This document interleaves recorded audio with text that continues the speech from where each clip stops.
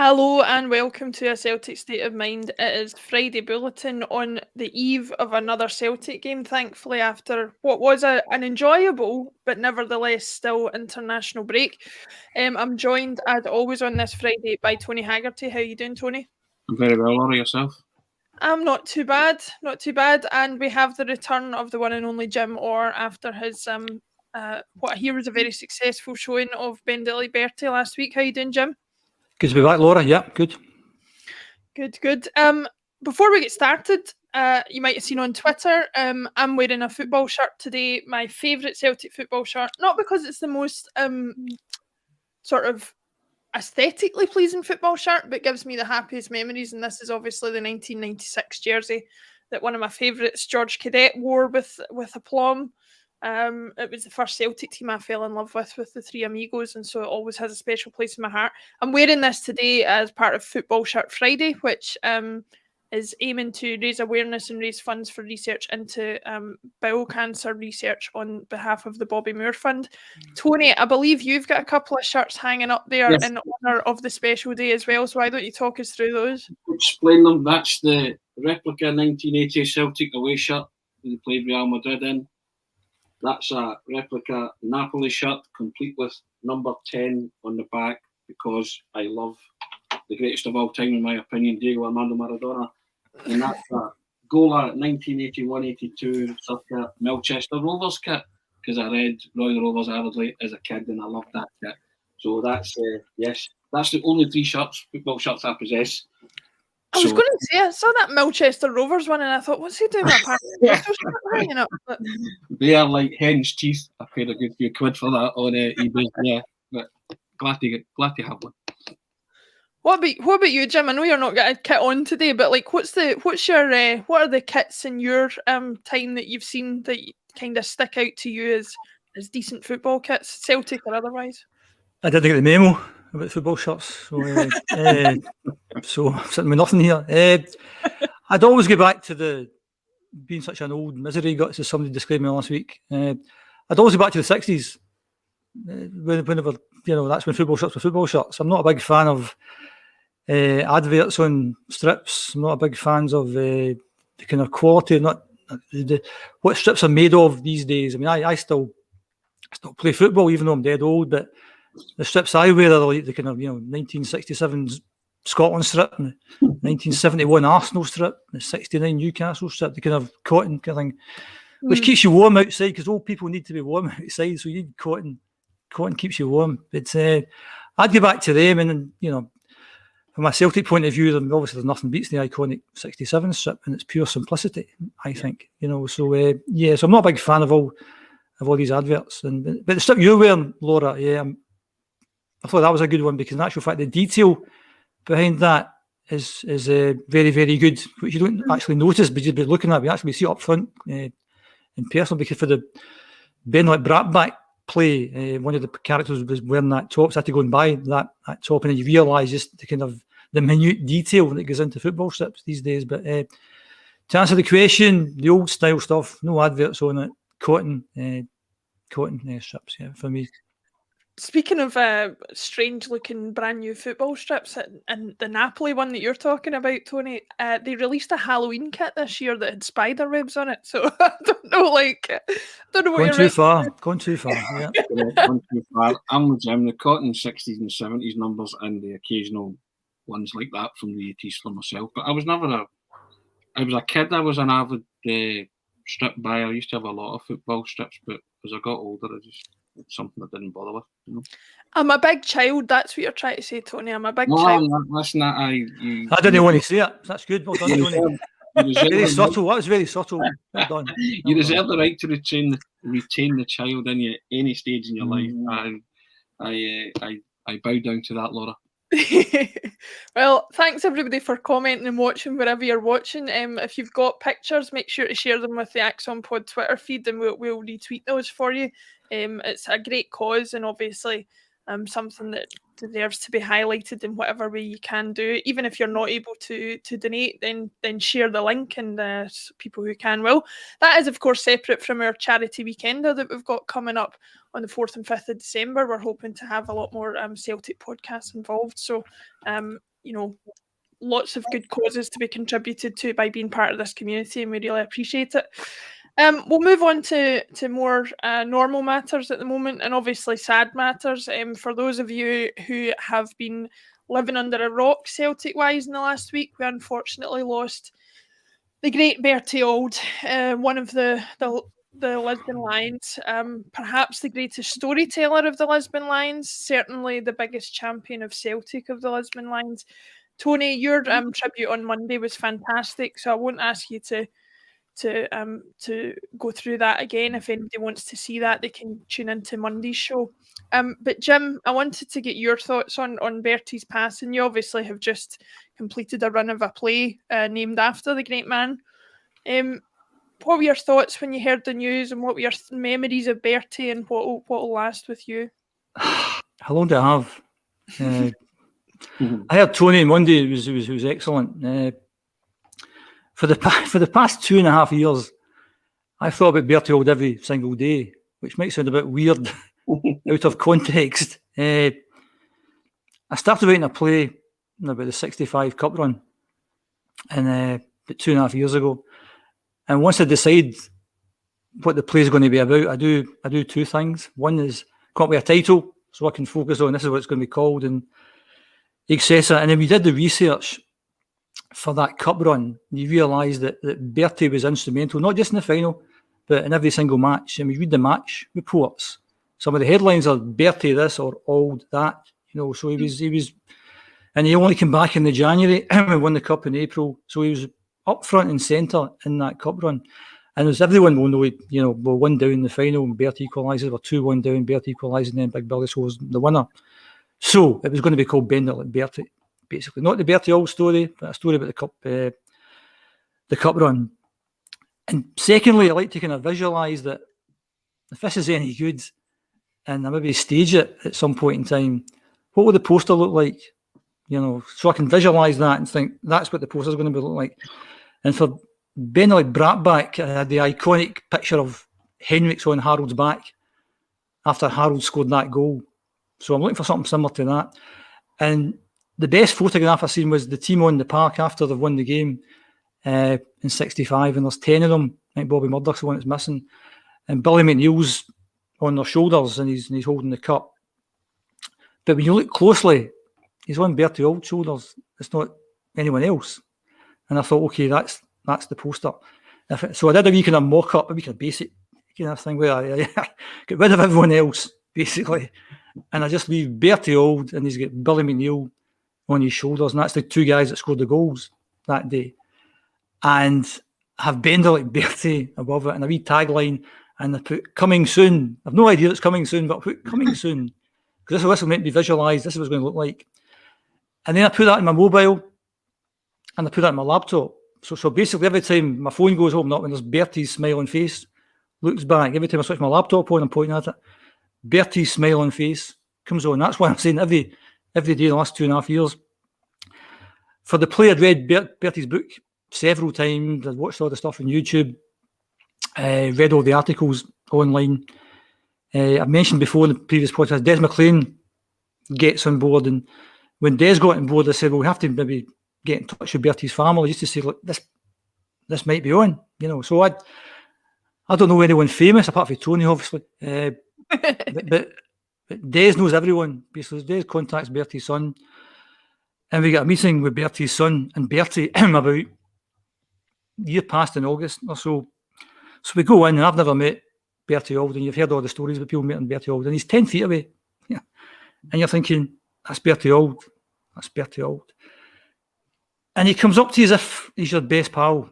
Everyone says this, he's your best pal. Jim, I've been looking forward to meeting you. And you're thinking, why would Bertie Auld possibly be looking forward to meeting me? You've had a place on, magnificent. That's magnificent. And there's none of this fist pumps. It's like shaking hands, and it's, Jim, over here and get a seat, son. Over here and get a seat. So it's my play. So basically, I'm talking for about 45 minutes about this play, and I've brought all this memorabilia from the 64, 65 season, from league games, cup games, the wee green book, the CSA handbook, and all this kind of stuff. And I've shown it to Bertie, and Bertie's commenting on it, and he's dead interested. This is magnificent, Jim. This is magnificent. And then his son Robert had to go and pick his wife up, and I'm thinking that's the end of the coach story. But he says, "No, I'll be back. You guys just stay there, and I'll be back." And Des had to answer a phone call, so it was just me and Bertie, just me and Bertie. Imagine an audience with Bertie Hall, just you and Bertie, totally surreal. So Bertie then starts asking me, "What's it do, son?" And I'm saying, "So retired." And I said, "Do some volunteer work for Football Memories." So I start telling him about Football Memories and the Alzheimer's Scotland project that it is, and £1 from every ticket is going to Football Memories. And he's dead interested, really, really interested. So I then said, "Well, how it works basically is once a week I go to a care home." This is before COVID, obviously. I'll maybe speak to half a dozen residents. I go there with a box of cards, and basically I try and spark some memories through use of football cards. And more often than not, you'll get kind of blank faces, but occasionally you get somebody, you'll show a card and you'll say, "Well, that's Jinky." And then you'll say, "Well, what do you remember about Jinky?" And they'll say, "Aye, Red Star Belgrade." "Oh, aye. Remember about that? 5-1. Anything else?" And then nothing. You know, and other times it'll spark conversation about who they went to the games with, what pubs they drank in, etc., etc. And I said to Bertie that, and that's the power of football. People who couldn't have told you what they had for breakfast 2 years ago can tell you what pub they drank at when they went to Pittodrie. You know, so I'm telling Bertie the play starts off. It's an elderly man who's got dementia, and he's going to a Football Memory session with his daughter, and it's Bertie holding court and John Fallon. And the mention of the name John Fallon, the guy sparks off, you know, Fallon, Young, Gemmell, Murdoch, McNeil, Clark, Chalmers, Gallagher, Hughes, Lennox and all. That's the 65 Cup final team. And Bertie says straight away, "That's my favourite game, Jim." But I know that because I've done all my research. I know that's Bertie's favourite game.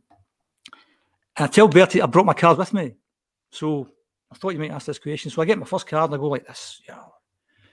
Remember him, Bertie?" And he's saying, "Oh, he's magnificent. He was magnificent, Jim. What a player he was. Handsome as well." You know, and then it's quite surreal.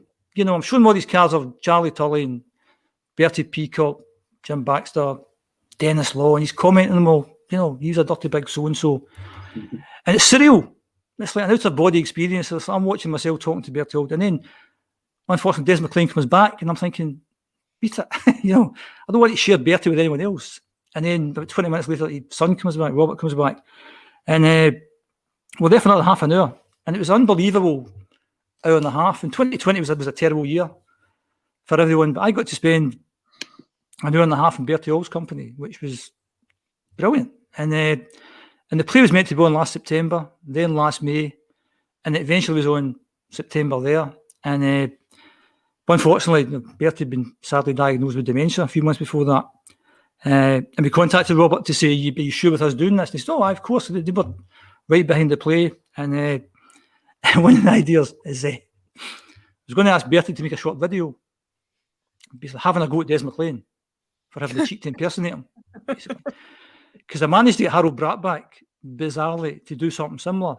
And Harold was just fantastic sport. And anyone who's seen Bratt back at the SEC was one of the characters in the play, has a go at Bratt back all the time. I said, "What I'd like to do, Harold, is 20-second video. I'll send you the script. And you have a go at that character." And I asked him, did he still have his famous number 15 top? He scored that the Yes I Do, Jim. And it's a brilliant sport. It makes a 20-second video. So anyone that's seen Bratt back would have seen this thing. So that was my idea. Could Bertie do this? But he was diagnosed with dementia. So I said to Robert, I said, "Look, totally understandable if he can't do this, but if he could do it, it would be great. And I could send him a week in a script and blah, blah, blah, blah." So 2 hours later, I texted him for Robert with a video attached to it. So Bertie doesn't need a script, you know, and he was brilliant, and he was like a stand-up comic, you know. The wee introduction where he laughs along as if he's been laughing to something, and it's brilliant. I watched it 20, 30 times. I showed it to my wife, 20, just thinking, "Look at this. This is Bertie Hall. This is Bertie," and I've got it on my phone. It's Bertie Hall, but because it's only 6 seconds long, as Tony will tell you, when you stick it up, everyone just starts cheering, so nobody can actually hear what he says, and it's dead funny. So we did Greenock last Saturday as a one-off thing, and I thought we're going to do. I thought, I'll put subtitles on it so that people can actually hear what Bertie's saying. Unfortunately, Bertie couldn't make Saturday, which he knew. But his son Robert came with a few of his family, which was astonishing to come, all the way from Straven to Greenock. And I met Robert when he came in, and he said, "My dad's not well, really badly not well, and I need to keep my phone on because I might get a call." So you thought at that point, and then at the interval, the theatre manager came across to me and said, "I've got a message for Robert." He said, "Unfortunately, he's had a call and he's had to get back." So I kind of knew when you heard that maybe something might happen in the next few days. And as I've said before, the Ben at Bertie is not a Bertie all story, but the first scene we do a homage to Bertie with Des McLean as Bertie tells his famous story, including the 2 tunnel stories. And it's then followed by a kind of 30-second video, young Bertie through to old Bertie type of thing, accompanied by a song called "I'll Never Find Another You." So that's the video I tweeted after I'd heard it, because Bertie, you'll never find another Bertie Auld. And I know this is dead long, but people say you never meet your heroes. I don't think anyone would actually say that about Bertie Auld. I think he was such a force of nature, so positive. And I think the whole Celtic family were devastated with the news this week. And thoughts and prayers with Robert and the rest of his family. So it was a bit long, but it's been a sad week. It has been a sad week, but that was another fantastic story, another tribute to Bertie, and another sort of obvious, representation of the type of man he was. I just want to read out a couple of things here that have come through from everybody commenting. A couple of commenters on YouTube. Pinball on YouTube says, "Jim is a saint." Patrick Dolan on YouTube says, "Great work, Jim." James Wilson says, "Unbelievable work." That's obviously in relation to your football memories work, which I have to say, the first time I heard you talk about that, it was unbelievable work that I didn't know was getting done. So hopefully, in the years to come, when COVID calms down and we can actually get back into care homes and things on a regular basis, these things can bring.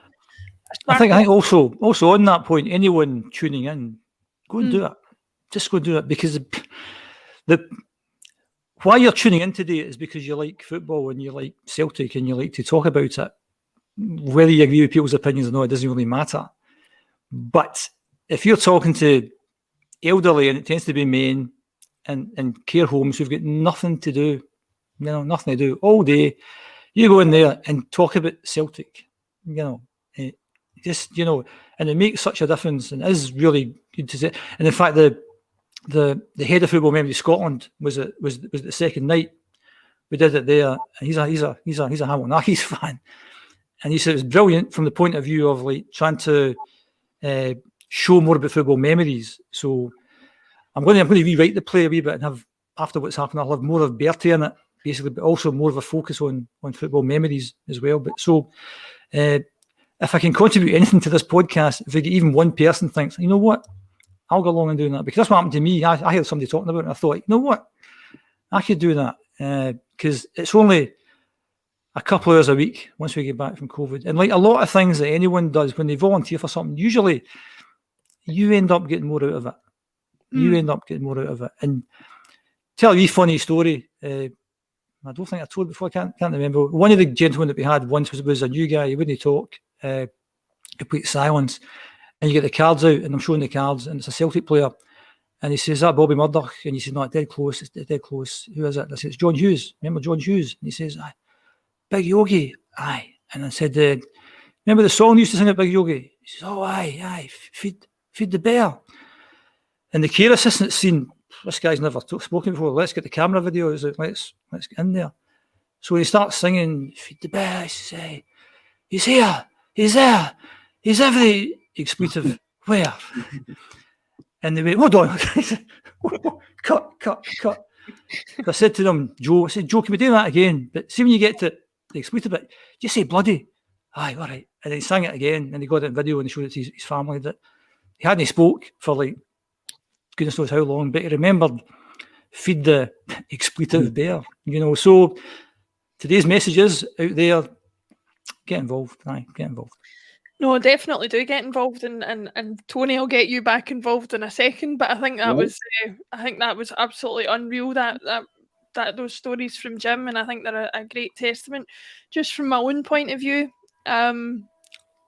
obviously I was too young to see the Lisbon Lions play to really understand the impact that they had any more than any other Celtic fan understands that. But I have to say, I'm hit with an incredible sense of sadness because, as I've said on this podcast before, the biggest Celtic fan in my family was my granddad, who unfortunately didn't have the chance to meet. My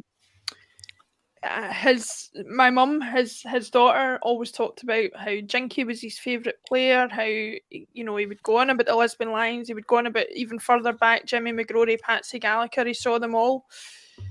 And I'm just struck with an utter sadness when things like this happen, that we've lost another connection to that generation. We've lost another connection to what Celtic is and what it has been throughout the ages. Paul talked earlier in the week about how Bertie Auld has a connection to the very foundations of the club, and that's something that we hope remains in some form in years going forward. But as I said before, thoughts are with the Auld family and with Ollie's family and many friends at this sad time. But if there's one thing we can say for sure, it's that Bertie Auld will not be forgotten. We'll bring things more up to date now, and Tony, I'll get your thoughts on this. I was looking around, as I do before the podcast starts, about some what are the goings on at Celtic, and one of the things that stuck out to me was that Hearts have been allocated around 700 away tickets for the game at Celtic Park on the 2nd of December. It kind of, as somebody who's not regularly at the matches, it kind of sometimes goes by me that away fans still aren't a regular fixture at the games at the moment. This is encouraging news, isn't it, to see people be able to get back to watching their team and back to seeing football in any guise, whether it's home or away. I'm all for that, Laura. I want to see away fans on every ground. Not just Celtic fans, like Hearts fans, and 700 want to come along and watch their team. Then, yeah, of course.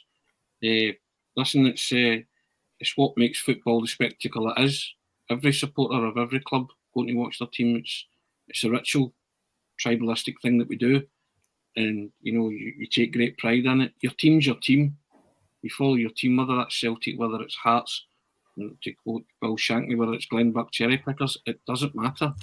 That is your team, and you have the right to go and see them. So I applaud Normality Cup coming back to football, because it's the one thing that we've missed as football supporters in the past year or so, and to see crowds swelling as they are, and people just love football, Laura. They want a day out. Mm-hmm. Win, lose or draw, as the famous song says. It's just that actual act of going to a football match. Everything. Most of my relationships that I've formed in my life is through football, either playing it or watching it or writing about it or meeting people through football. So it's important to people's lives, and that importance is manifested in the team they support. And you can only support one team, really, if you're a football supporter. Well, in my opinion, you can like other teams, you can have an affection for some teams, but you can only support one football team genuinely, and so whether that's Celtic, Hearts, Rangers, Napoli, Melchester Rovers, whoever, it doesn't matter. It's never up for question. And if you are an avid football fan and a true supporter, you want to go and watch them. So I applaud the fact that there's 700 fans, Hearts fans, getting in to see the game on the 2nd of December, and the more the merrier for me. It's football's unique selling point, isn't it? The fact that the fans are there, as Tommy Burns said, they're there and they're always there. In the case of Celtic, and as Jock Stein famously said, without it, there's nothing. We came through a year of football without supporters, and it was quite hollow, wasn't it? It was football, Jim, but not as we know it. Let's put it that way. Yeah, no, I was saying to somebody the other day, actually, I've been watching more football this season than I have in the past 18 months, and the main reason was I didn't really enjoy watching it with no fans in the ground. Jim, it's an interesting thing because it adds so much, I think, to to the game. Like I think away teams can kind of roll over sometimes and be easily bullied if they've not got their fans backing them. So it is going to change the dynamic when teams come to Celtic Park. Or do you think we can still sort of cope with that and manage our way through the games regardless? Okay, the latter, of course. I mean, I think first point would be it's another step towards normality, and that's to be applauded. And also, Hearts are going well this season, so you want to go and see your team when they're playing well, because I mean, Hearts were down in the Championship as well. They're up the big boys and they're doing really well. So if you're a Hearts fan, you want to be there. In the same way that it must have been a shame for the St Johnstone fans last season when they have their best ever season and nobody gets to watch it. So yeah, it's good. It's good. It's a one more step towards normality. They're going well. There'll be a vociferous support, but you tend not to hear the away fans. A few hundred tend not to make too much noise at Celtic Park, and as long as we play well, I don't think they'll have a chance to cheer. So it's just another step towards normality. And as Tony said, it'll help the atmosphere a little bit, but I don't expect to be hearing them too much. After we scored 2 or 3 in the first 10 minutes, I think they'll be back up the road then. So no, it's great. It's great they're back, yeah. Hopefully we can invite them in just to silence them, but that's football, isn't it? But that's the plan. Just before we move on to the next thing, Henry Fitzpatrick on YouTube has commented, great tributes to Bertie. Jim brought a few tears.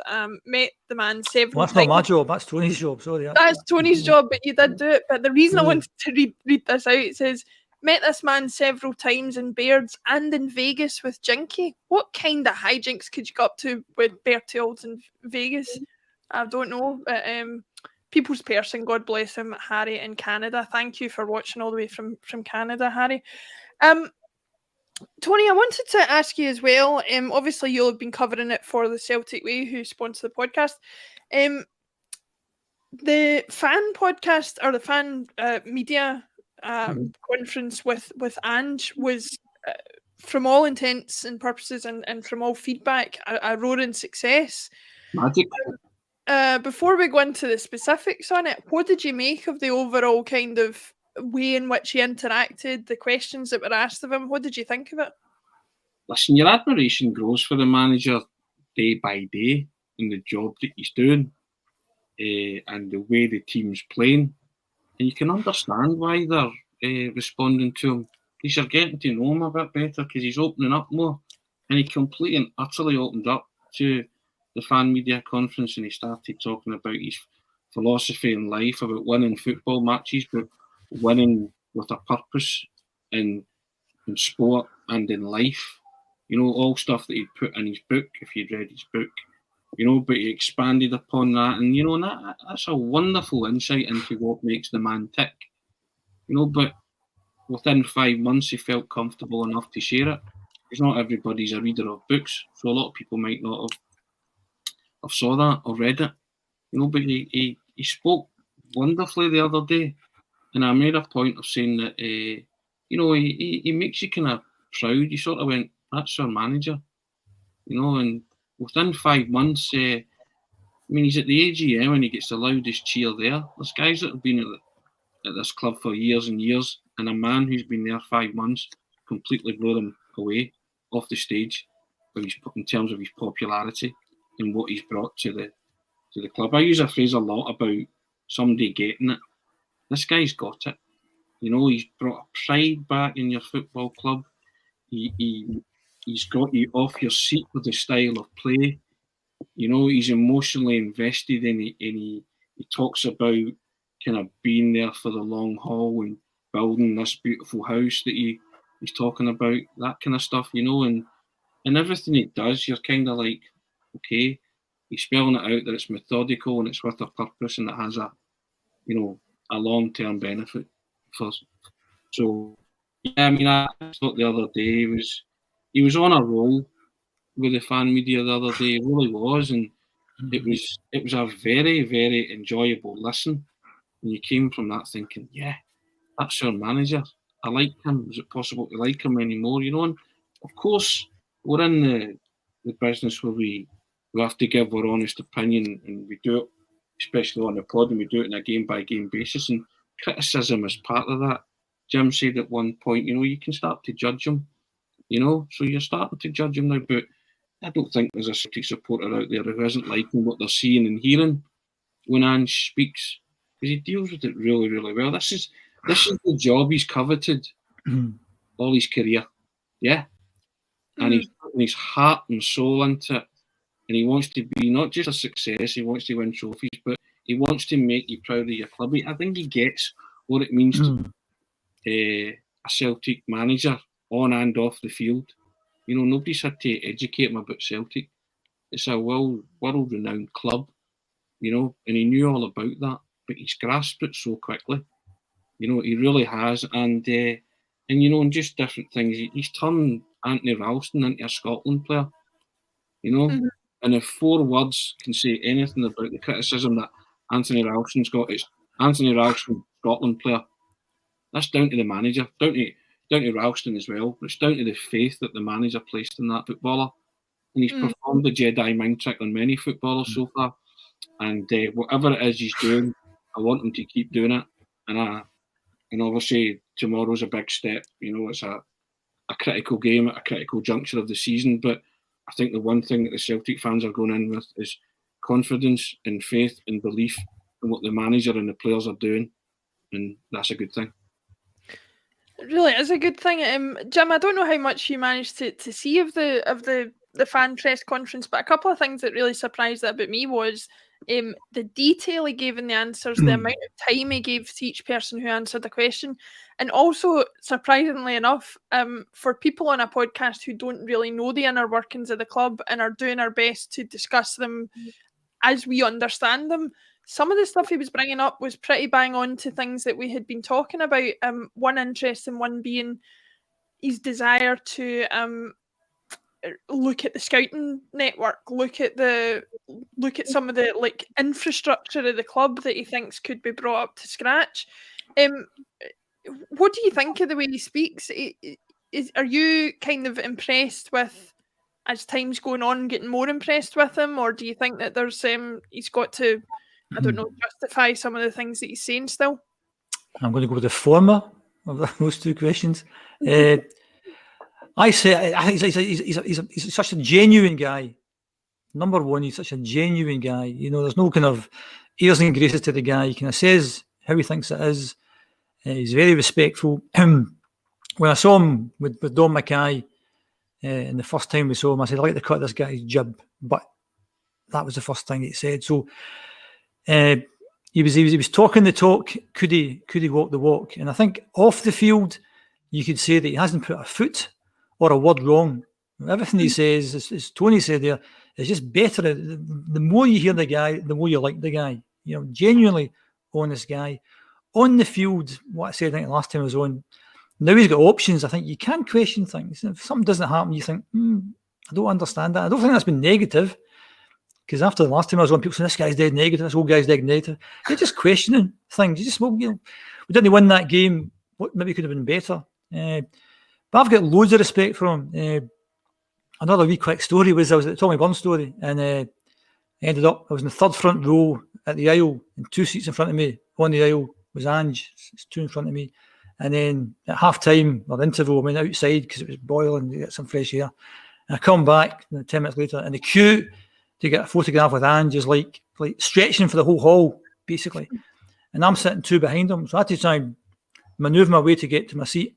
And just as I'm about to sit down, this woman says, can I take a picture of her and her husband with Ange? So I need to take a picture of her husband with Ange. And I put the camera down, and Ange is right there. So he's right there. So I need to say, good luck, Ange. And he says, thanks, mate. And we did a fist pump. So, hey, you know, so I'm even more impressed because he said, thanks, mate. So, you know. You're tight with him now, Jim. You're tight. Me and Ange, like that. Basically, besties. Besties forever, basically. And but no, everything he says, genuine. I saw that interview the other day. Great detail he went into, never get flustered, answered all the questions direct, didn't do maybe, just answered all the questions, dead confident, knows what he has to do. I think he's quite bemused at times in this country of the level of scrutiny he gets, some of the bizarre questions that he gets, and he's dealing with it really well, and I find it dead interesting.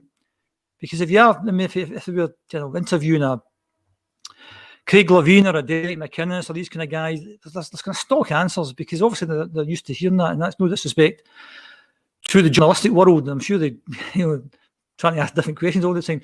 But Ange's take on it, a lot of the questions is dead interesting. He'll dismiss things straight away. He's like, why are you asking me that? That's just bonkers, So I like him a lot. As Tony said, I'm happy that he's our manager.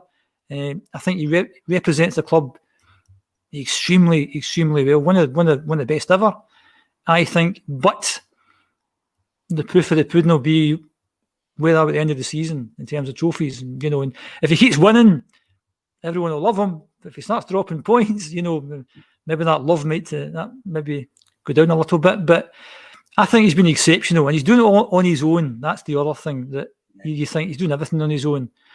And then reading some of the stuff in the press about the other side, the City's new manager, he's bringing in this guy. I mean, I just walk through the door. Hello, here I am. Right, what are we going to do now? Right, 19-year-old centre half, never played. You're in the team, son. Da da da da da da. And then we get to the point now. You just said, believe in what I'm doing. And if he gets the results, and certainly some of the performances have been out of this world, but if he keeps the results going, he's done a marvellous job. And as I said, he certainly he comes across fantastically well. Yeah, I was laughing because he had to rein himself in when he was talking about players from other continents, wasn't he? And then he mentioned Iran. And then he was like, actually, that's a secret, I'm not telling you. I didn't say that. If I South Korea, Iran, and he went, if we could have taken a word back, he would have taken that back. You know what I mean? So I was killing myself laughing at that, because I could see him coming back in and saying, I didn't say Iraq, I meant Iraq. Iraq's the place. Go to Iraq. There's hunters out there. Go and get them. Because he said at one point, I don't want to say too much because I want to keep it all to myself. Something like that, which I thought was quite funny, So he has that as well. And, and the Aussie in him, he just, people are bowling questions at him and he just smashed them out the park. Brilliant. He's brilliant. Yeah. And brilliant. A very good orator. Just a statesman that you want. Yes, yeah. Speaking for your club, I personally think, and I've been particularly impressed with that as well, the way he's handled it, because he did an interview with an Australian journalist as well in a radio programme, and the guy asked him about the scrutiny that Jim was talking about, and he says, mate, you've not seen anything like this. He says, there is nothing happening. He says, at our club on a daily basis, but something's happening. He says, and I'm looking at it thinking, where did they get this? Where's this coming from? He says, scrutiny's intense, but I mean, he doesn't look like a man under pressure in anything that he does. Also, Tony, obviously that's your game. Yeah, interviewing people, so you must see that more than we would see it as like a layman looking at him talking. You must see that. And that's what I mean. Far more, yeah. An impressive guy in terms of the way he's handled it all, and he's a straight shooter, as you say. He's just genuine, and he gives an honest answer to every question. And if he thinks it's nonsense, he'll. As you say, when he starts calling you mate, you've got a problem. You know what I mean? That's akin to the Walter stare, that kind of Walter Smith stare, that kind of thing. So when you get the mate treatment, you're thinking, okay, or the Martin O'Neill peering down the glasses treatment, right? That was Martin O'Neill's, So. It was funny as well. He said it kind of opened a window to his attitude towards the whole culture and how much we kind of see things happening when they're not happening.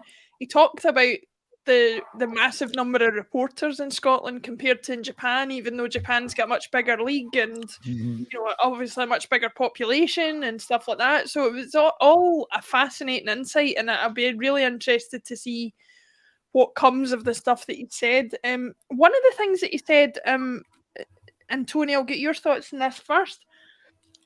I was quite interested because he was asked about the new players that had come in and the ones particularly who hadn't settled. I can't remember, forgive me, but I can't remember which contributor asked the question.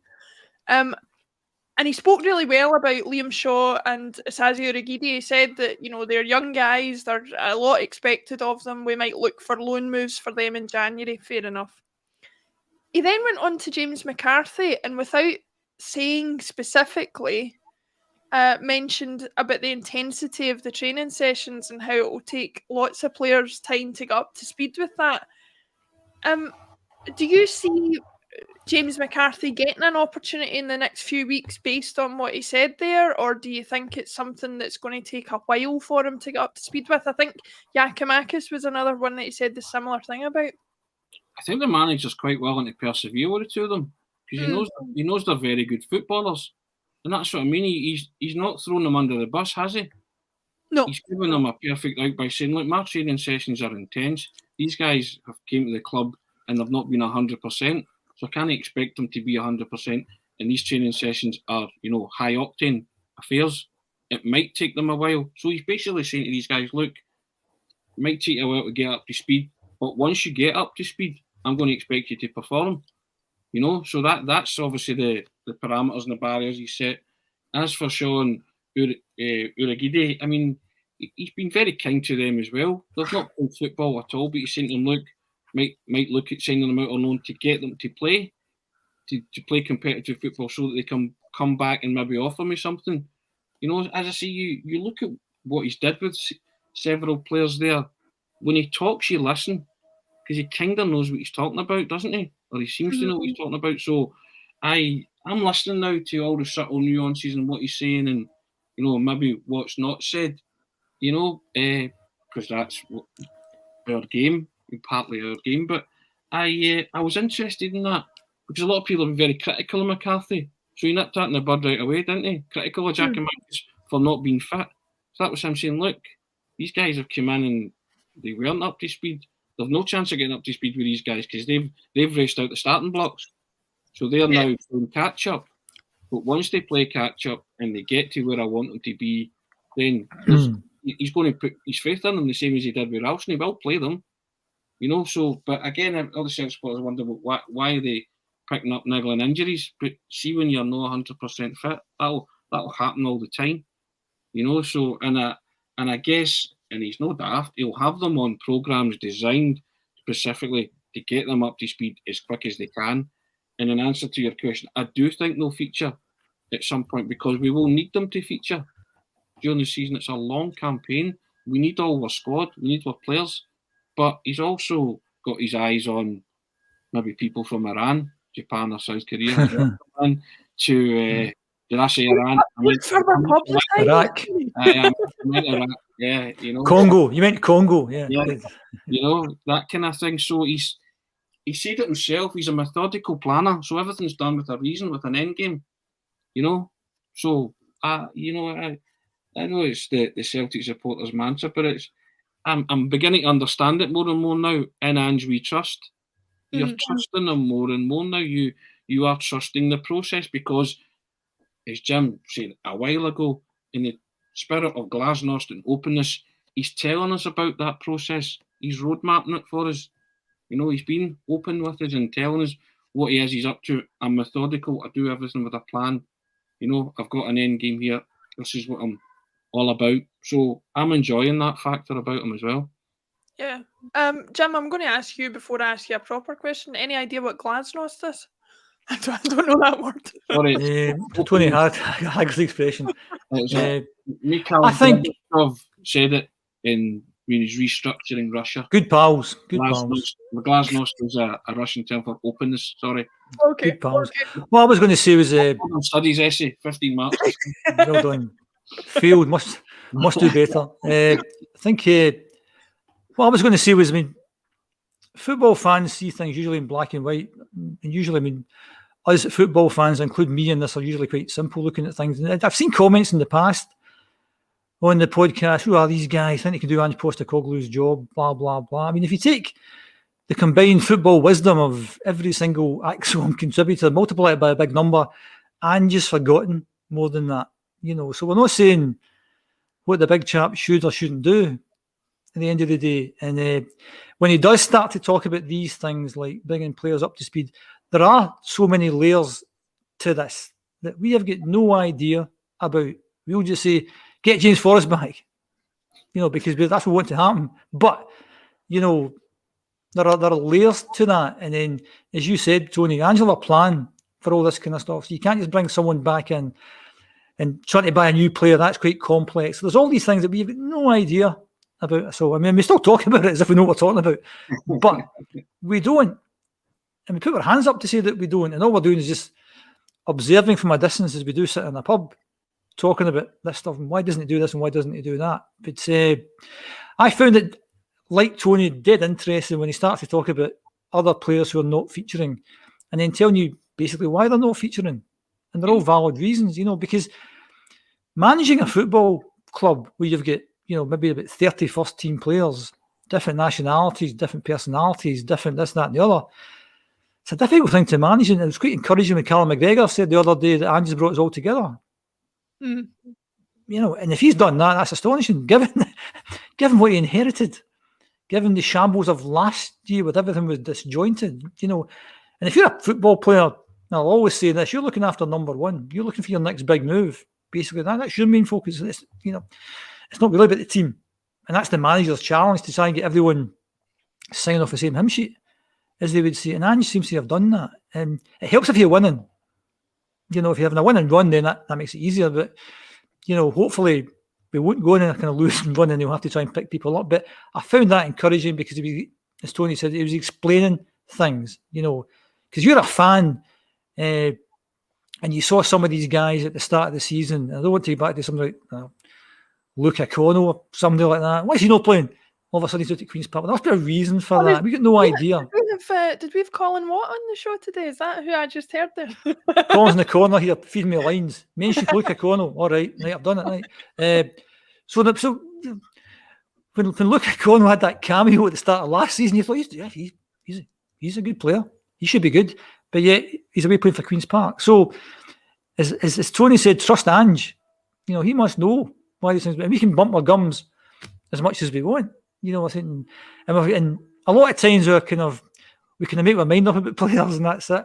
Ayeti, nah, he's never going to make it. But Ayeti's getting paid a lot of money to be there. He has to contribute, and it's Ange's job to get every single player to contribute to the cause. And once they're on the park, then they have to be putting in that 7 out of 10 performance, or else they're out of the team. And now he does have options, and that's what gives us, who like to throw our tuppence worth in, a chance to say, well, why didn't you play him, and why didn't you make that substitution? Whereas at the start of the season, you're thinking you're doing the best you can, big man, with what you've got available. And the more options he has, I think the more people will start asking questions. If we don't win games, if we win games, everything's brilliant. And I was last time I was on, people were saying, this guy's dead negative again, la la la la. And to spend 30 seconds on this, what we're saying was that Ross County, St Johnstone, Livingston, carbon copy games. We played the same way, and it caught with us, and we dropped points. And all I was saying was, there's areas I thought we had to be better in. What were they? We had to get the ball into the box better delivery. We got to Dundee, Anthony Ralston, bang, 2 brilliant crosses, 2 goals. We have to get shots from outside the box. Anthony Ralston, bang, hits the post, Jota, goal. We have to get to the byline more, cut the ball back, Jota, byline back, Kyoto, goal. Right. So Ange was obviously listening to that podcast. Basically, you were saying, it is difficult to try and break down banks of 5 if you play the way we played. But if you do things differently, then things could be better. So it's an observation. Yeah. It's not been negative. It's saying, well, why don't we try this? But Dundee, we did all that stuff. And the football was like scintillating at Dundee. Bit sloppy losing the goals. 4-1 up with half an hour to go. Should have scored a lot more goals. But hey-ho, the 3 points in the bag and a good performance. Great. Because we did put the ball in the box better. We did take shots. We did get to the byline. And we do that tomorrow, we'll win the game, no bother. Yeah. I also like the way, Laura, that it wasn't just the team that said he's had a galvanising and they brought together. Because he's, and I mentioned it when he won the Manager of the Month award, that he got the picture taken with the background team. Yeah. But he also said, he made a point of saying, during that month of October, I challenged the players, I challenged the backroom staff, and I challenged the medical team to have a perfect month. He mentioned everybody. So they're all like that, Because I think he also said it wasn't because of something magical that I did. Yeah. So he was letting everybody know, we're all together here. This is not just down to me. The players are responding to me, but this is a whole collective and a whole unit. And I like that because he didn't miss them, and he made sure, he made a point of mentioning them all. And then, he was talking about that, he is over here on his own, but he's never once jumped up and down and said, I want my own men in, because he has a working relationship And I think Jim mentioned it ages ago. We genuinely don't know what John Kennedy and Gavin Strachan do, you know. But whatever they do is okay for Ange. It seems to work. Well, I tell you something that I have perhaps learned about Gavin Strachan and John Kennedy from this season is if they have the right leader in place, they will follow his instructions to the letter. Yeah, you know. So, and at this moment in time, we seem to have the right leader because he's getting results and we're playing some scintillating football in patches. So, yeah, in long but you can't underemphasise the enormity of tomorrow. It's going out there, and a lot of these players won't have experienced Hampden. Ange hasn't experienced Hampden, you know, and you feel confident that the team can go and get a result. But the old thing is Jim saying, walk the walk and talk the talk.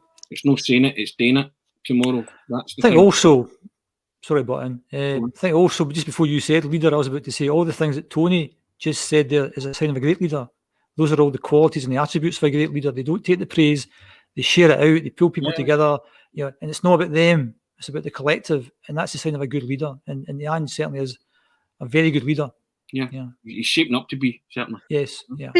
Speaking of which, as our strapline says, and as Tony just alluded to there, Jim, can Ange Postecoglou lead us into our first final in Scottish football? We've got St Johnstone coming up, as we'll be doing the match coverage tomorrow at the semi-final of the League Cup in Hampden. Kick-off, I think, is 5:15 tomorrow night. A bit of a strange one, but it is.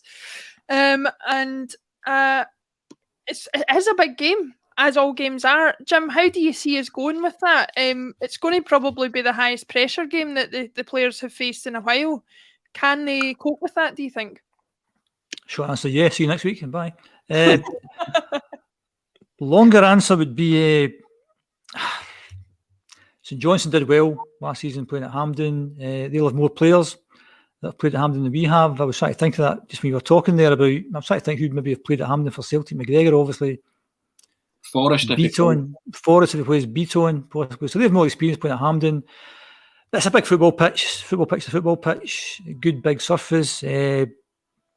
There'll be some nerves because it's a semi-final. You would expect that, but individually, collectively, Celtic are a better team. And if Celtic play the way that Celtic can play, then I think it'll be quite a convincing victory tomorrow. Something like 3-0. Because I think, you know, if we play the way we can, if we play the way we played against Dundee, yeah, we'll win no bother. But maybe the nerves thing, maybe that might come into it, given it's a semi-final. I'm assuming the pitch will be in decent nick. It's good that we're playing first. Because, you know, there's been a number of semi-finals during the year where we play second and the park's a bit, you know, not that clever for our passing game. But I think certainly the big wide open spaces will suit our football. And if we turn up, we win the game. But it's a cup tie, and, you know, we know if you look down the years, there's been cup ties we haven't turned up, or maybe a bad refereeing decision or a break of the ball or whatever. But really, really confident going into tomorrow, yeah. Tony, how much do you think there seem to be teams in football who just love a cup tie, who love a cup run? Some of the ones in the 90s, I remember watching English football, even, you know, like Middlesbrough getting to an FA Cup final, even though they get relegated. Chelsea winning a couple of domestic trophies as well. And Hearts, even in the early 2000s, you know, seemed to love a run in the Scottish Cup. Are St Johnstone one of the teams? Do we have to fear them because of that? Or do you think that, you know, we play it like we play any other game? You never take your eye off your opponent. An opponent who's won 2 trophies, 2 more trophies than we won last season. So, you know, they have to be respected. They like that. They like a day out at Hampden. But this is going to be a different day out at Hampden. They won with, you know, no fans in and stuff like that, you know. So then the majority of the Celtic supporters are going to be at Hampden tomorrow, and different intensity for them, different levels. I think Hampden always suits Celtic and Rangers when they play, just the style of football that they play. You have to go some to beat Celtic and Rangers in a semi-final at Hampden, but as Jim said, bounce of a ball, a refereeing decision, things can go against you. The perceived wisdom is that if Celtic turn up and they play, they win, but they've got to turn up and play. You know, and you wrap around the Bertie Auld emotion and poignancy of the occasion as well. You know, there will be nerves there, and there'll be there's emotion there. But first and foremost, you have to play the football match, right? You play the opponents that are in front of you. You have to block out the fact that it's a semi-final. You have to just play the game, win the game, and worry about, anything else later. But if Celtic turn up and play, they win, because they are a better team than but St Johnstone will be a dangerous opponent. They have been through the course twice last season, so they know what it takes to win. So it's but you just feel that the way Celtic are playing, you trust them. You trust the manager to send them out there, and you trust them to deliver on his word and to put themselves into that first final. But they'll not rest at that. They'll not just want that. They'll want to then go and complete the job and win it and get, new regime, same old Celtic, back to cup winning ways. So, this is the biggest game of the season so far, but it's not going to be the biggest game of the season, if you get what I mean. So they want to put themselves into a position to play the next biggest game of the season. So, just win the game. But you look around and you think, yeah, Celtic are, they're getting in with an air of confidence, and quite rightly so. I think the fans are feeling confident too. Again, trusting the manager, trusting the players, and they're trusting the process. So yeah, it all points to a Celtic victory, but you cannot and should not underestimate St Johnstone at all. Just before we round things out, Jim, for the day, I was interested to hear Ange's comments during the week about James Forrest being as fit as he's seen him, in good condition. Given your previously aired thoughts on Leo Labada and the fact that he's been on international duty this week, do you think this is an opportunity for James Forrest to come into the team and be the big... Well, we already know Tony's thoughts on it, but be the big force going forward for us? I think if Ange thinks he's fit, then he should certainly start. Yeah, it's another person who knows Hampden inside out. He's a big occasion player. He's scored goals in cup finals. He knows what it's about. And I think one of the things we alluded to about some of the players leaving last season is we're losing experience. So I think in games like this, most definitely. I mean, not having a go at Abada. If Abada's putting out his skin, then Forrest isn't in the team. But, I think over the last few performances, James Forrest is worth a shot in the team. In particular, this game, being at Hampden, and he'll know what's at stake. Absolutely, yeah. Yeah. I think that's pretty certain. Whatever happens... Sorry, Tony, on you go. What Jim said, Laura. Always worth mentioning. Thanks everybody for watching today. It's been a really good show for me. It's absolutely flown in. It's been fascinating. The memories of Bertie were something to behold, and obviously we'll be back tomorrow for the match coverage as usual for St Johnstone. Before we go, I just wanted to mention that Ange talked about during the week about being as good a human being as possible outside of football. Your football achievements pale in comparison to your achievements as a person. He was, of course, talking about Bertie Auld and the man that he'll be remembered as. But taking on board that sentiment, I just wanted to pass on the thoughts of everybody at ACSOM to ex-Rangers player Gary Stevens, who unfortunately lost his 4-year-old son to leukemia earlier this week. News like that just makes you realise that football rivalries are just that. They are rivalries and nothing more. And news like that just puts absolutely everything into perspective. So I don't know if anybody from the Stevens family would obviously be watching this, but just wanted to pass on our thoughts at what is an unimaginable time. Thanks everybody for watching today. We'll see you again at the weekend as usual. Come on the hoops, let's get ourselves into a final. Thank you, Tony. Thank you, Jim, and we will see you tomorrow.